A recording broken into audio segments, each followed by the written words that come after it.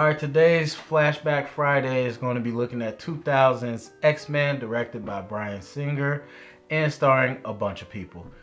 So let's get right into it. Sal, what do you remember about this movie when it came out? 2000, what grade was I in? Third grade? Fourth grade-ish? I don't know. But wee lad. Yeah. Some say that it kicked off the superhero binge for the last 15, 16 years. And up to this day, it stands up to the test of time, I think. It's a great movie. The cast was, at that time, pretty unknown. You had Halle Berry, Patrick Stewart, and Ian McKellan. Mm-hmm. But that was pretty much it. Yeah. Hugh Jackman was very relatively unknown. I don't know the real names of Jean Grey and Scott Summers or something. James Marsden played Scott Summers, and he's still unknown. So yeah. Marsden, my bad. Yeah, and then you had the rise of Anna Paquin, who went on to do other things. But yeah, well, True Blood, I think. But yeah, Bryan Singer, man. I don't know what he did before this either, but he really kind of stamped his place in the comic book world with this. And, again, to this day I love it. And what I love about it is the tone that it had. To this day, they kind of use the same tone. It's a little brighter, I think, now than it was in 2000.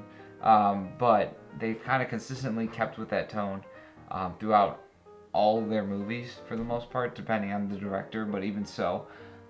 So that's kind of what I liked about it the most, is that it set up that world for them so well.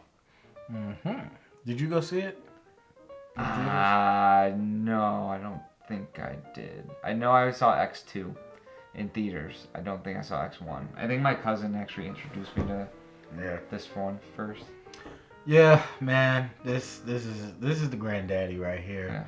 Yeah. Before there was an MCU, before there was a DCU, before there was a Spider-Man verse, we had this. Blade came out before, but this was like a superhero movie. Like, a lot of people didn't even know Blade was a hero. So I love growing up with the X-Men series, on cartoon. So hearing that there was a movie, freaked out. Again, this was way back when I had like toys and stuff. So I had the toys before I even saw the movie, and I was just like, I remember I did not see it in theater, but I wanted to so bad. That was the first time I was like, dude, I need to start making money or something. I go to the movies. My mom would not take me. I was so pissed. And then my cousins, their mom took them to see it, and they was just like, oh, you want me to tell you what happened? I was like, no, you want to tell me what happened? I was just like, so... I like, when you're young, like, you have that one thing that consumes your life. Yeah. And there's always something stupid, but you're like, if I don't get this, I'm going to die. I'm gonna cry. And I'm just like, I had to see X-Men, and I didn't. So when it came out, and my mom bought it for... she could bought it for Les to go take you to see it. Right, Mom. So she bought the VHS, and we finally watched it, and I was just blown away. Yeah. Now, I was taken aback, and I think a lot of the fans were, at the lack of, colorful costumes in there. It wasn't like we thought it would be, like a straight adaptation. Yeah. This is the first movie that said, okay, we're going to take great source material, we're going to put it in a format that, like, studios can handle and not freak out about. Like, it was like, okay, we're just going to be black leather, biker style.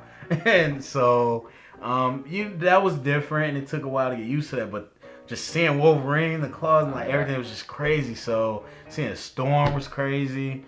It was crazy. It was all crazy. And so, yeah, I think it holds up, like you said. It's one of the X-Men movies that holds up the best. Just such a good performance, and just seeing Hugh Jackman step out as the Wolverine and finally give us. And I love that the story was his story. Yeah. Throughout the three, actually. Mm-hmm. But it set it up so well. So, yep. Yeah. So, looking back, finally, what would you give this movie as far as grade? That's got to be up there with our latest review.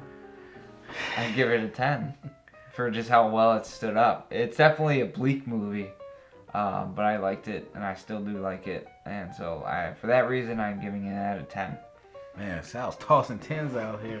Oh, it's a tough grade, especially I haven't seen it in a while, but I've seen it so many times. I gotta give it a 9. Maybe a 9.5. 9.5. Switch it. 9.5. Yeah, just because a lot of action was good. I thought it was good. I thought it was just really... And even for 2000, CGI was great. I don't think they did anything over the top. Yeah, that they knew their boundaries. Right. They saw Spawn. And Spawn Blade. holds up now. Okay. So yeah, I agree. The CGI was not over the top. You know, making the lightning and Storm's eyes turn white, the claws, and really that's it. Yeah. So it wasn't too bad. Holds up. So, yes, that is our review. Look out for more flashbacks.